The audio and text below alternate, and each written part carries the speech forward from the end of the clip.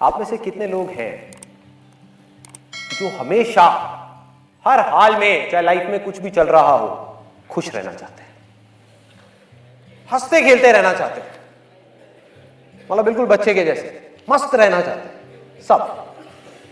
सब चाहते हैं। इसका सबसे आसान रास्ता पता है क्या है? हमें खुद पर हंसना सीखना है। How to learn to laugh at ourselves.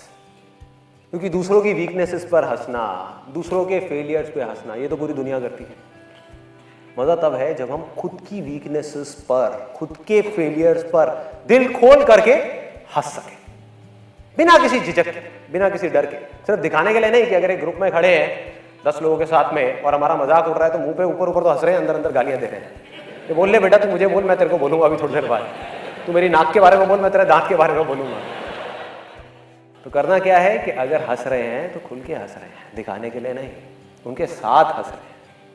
ऐसा नहीं कि जब उनका मजाक उड़ रहा है तो हम हंस रहे हैं और खुद का उड़ रहा है तो अंदर ही अंदर सीरियस हो रहे हैं। तो ये क्या है और इससे क्या होता है, मैं आपको कोई थियोरेटिकली नहीं बताऊंगा, अपना खुद का एक रियल लाइफ एग्जांपल दूंगा कि मैंने ये चीज कब और कैसे सीखी।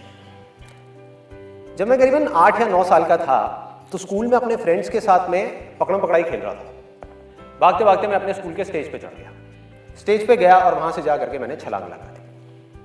नीचे कूदा, मैंने देखा नहीं था, वहां पर एक कांच की टूटी हुई बोतल पड़ी थी और वो बोतल, वो कांच मेरे हाथ में यहाँ पे घुस गया, आर पार हो गया। जिसके बाद से जो हुआ सो हुआ, लेकिन उसके बाद से मेरे यहाँ की एक नर्व पूरी तरह से डेड हो गई।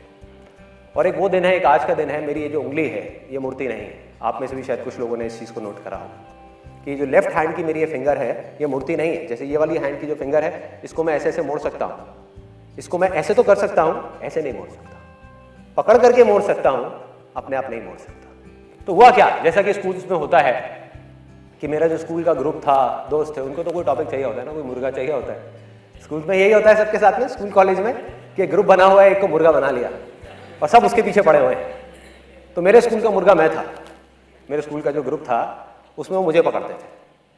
मेरा नाम संदीप से बदल करके मेरे स्कूल में, और ये चीज़ करीबन 12th स्टैंडर्ड तक चली थी, संदीप से बदल करके मेरा नाम हो गया था उंगली।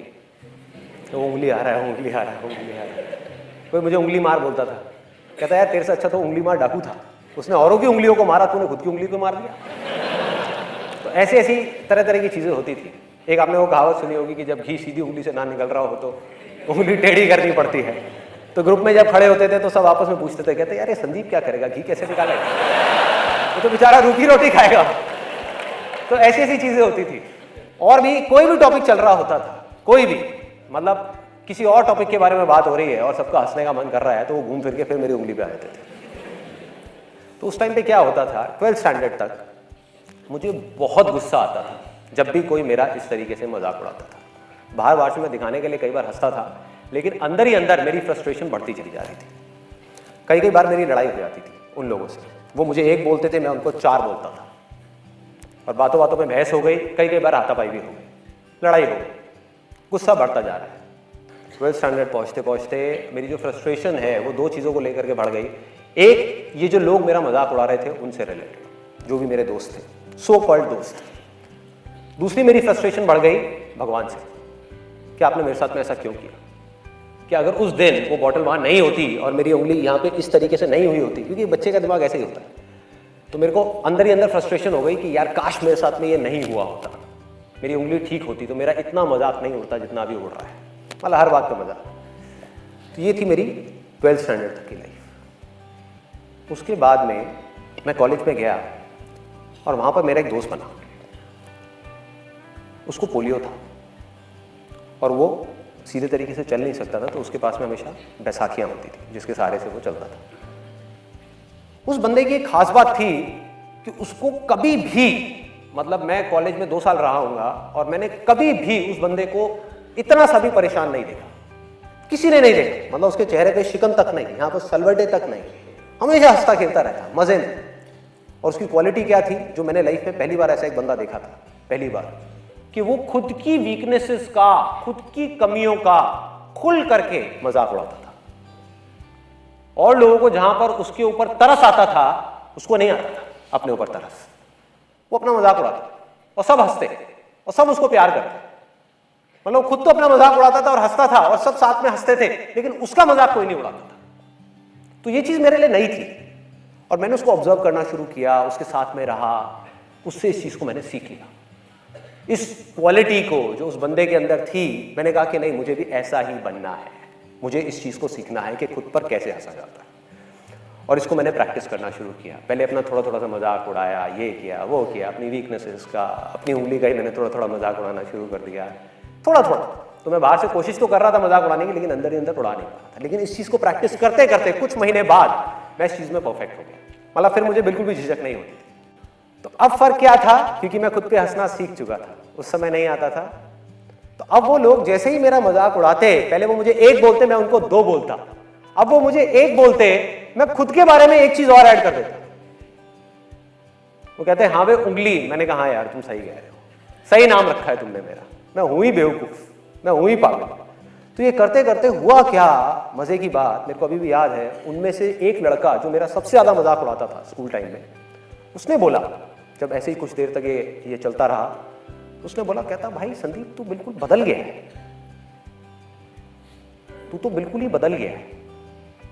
और उसकी जो टोन थी ना बोलने की, वो खुशी वाली टोन नहीं थी।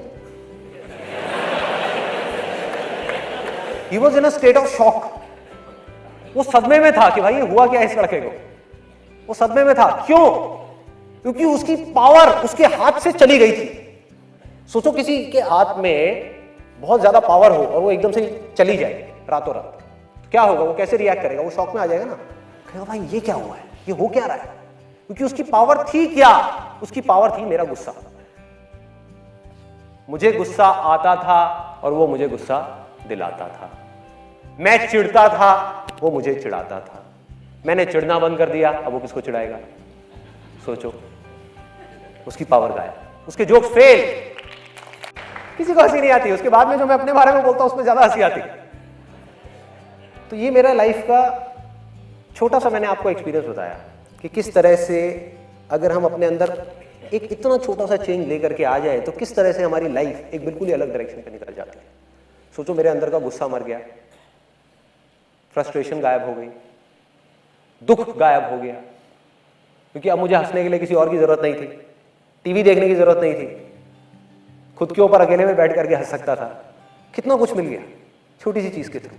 और आपने भी शायद ये चीज नोट करी होगी कि जब मैं स्टेज पर होता हूं या वैसे भी रियल लाइफ में भी, कि किसी भी तरह का कोई भी जोक क्रैक करने में, चाहे कितने भी लोग बैठे हो, चाहे 10 लोग बैठे हो, चाहे 10,000 लोग बैठे हो, मुझे 1% भी दिक्कत नहीं होती।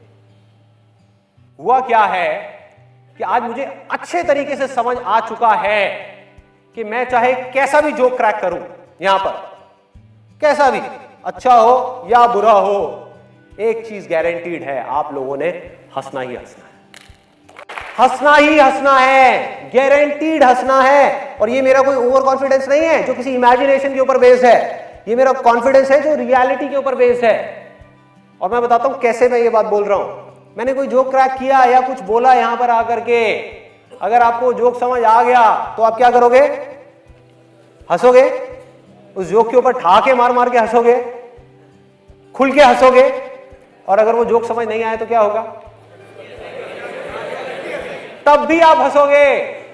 फर्क ये है कि आप मन ही मन मेरे जोक के ऊपर नहीं, मुझ पर हंसोगे कि कितना बेवकूफ आदमी, ये तो पागल है बिल्कुल ही। मन ही मन आप हंसे ना, तो हुआ वो जो मैं चाहता था।